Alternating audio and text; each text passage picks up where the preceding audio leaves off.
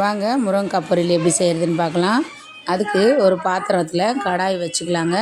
கடாய் சூடானோடனே எண்ணெய் போட்டுக்கலாம். தேவையான அளவு எண்ணெய் சேர்த்துக்கலாங்க.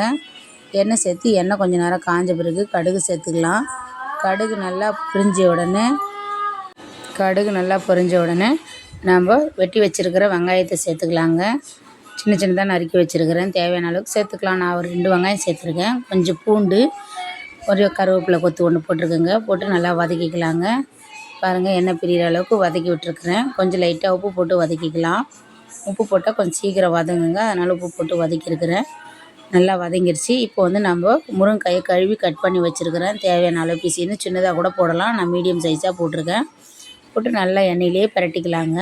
நல்லா எண்ணெயிலே காய் நல்லா வெந்து வந்துடுங்க. நம்ம இப்போ தண்ணி ஊற்ற வேண்டாம். கொஞ்சம் நேரம் ஆகட்டும். நல்லா வெந்து வரும்.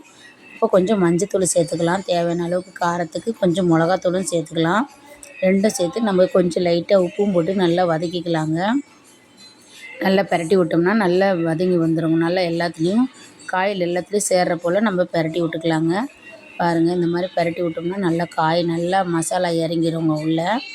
இப்போ நான் ஒரே ஒரு தக்காளி கட் பண்ணி வச்சுருக்கிறேன். அதையுமே அதில் போட்டு சேர்த்துக்கிறேங்க. காய் ஒரு கால்வாசி வெந்திருக்கும். அப்போ நான் தக்காளி சேர்த்துக்கிறேன். தக்காளியும் நல்லா சுருண்டு வதங்கி வந்துடும். நல்லா வெந்த பிறகு நம்மளுக்கு தேவையான அளவுக்கு கொஞ்சமாக தண்ணி ஊற்றிக்கலாங்க. பிரட்டி எடுக்க போகிறோம். காய் நல்லா வதக்கி விட்டுடலாம். பாருங்கள், ஒரு 5 நிமிஷம் வதக்கிக்கலாங்க. நல்லா மூடி போட்டு வதக்கி வச்சிட்டோம்னா வதக்கலாம். கொஞ்சமாக தேவையான அளவுக்கு தண்ணி ஊற்றி காய் வேகிறதுக்கு ஊற்றிக்கலாம். ஊற்றி கொஞ்சம் நேரம் மூடி வச்சுக்கலாம்.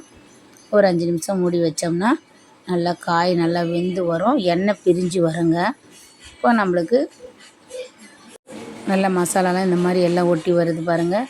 நல்லா மசாலா கிரேவி மாதிரி ஆகும். முருங்கைக்காயில் எல்லா மசாலாவும் ஒட்டி வருங்க. நல்லா டேஸ்ட்டாக இருக்கும். அப்போ தான் சாறு உள்ளே போய் நல்லா டேஸ்ட்டாக இருக்குங்க முருங்கைக்காய் பொரியல். சாப்பிட்றதுக்கு சாம்பார் கூட சாப்பிட்றதுக்கு ரொம்ப நல்லாயிருக்கும். நான் எப்பப்போ இது போல் செய்வேன். ரொம்ப நல்லா இருக்குங்க. நீங்களும் ஒரு தடவை செஞ்சு பாருங்கள். எப்படி இருக்குன்னு கமெண்ட் பண்ணுங்கள். நன்றி.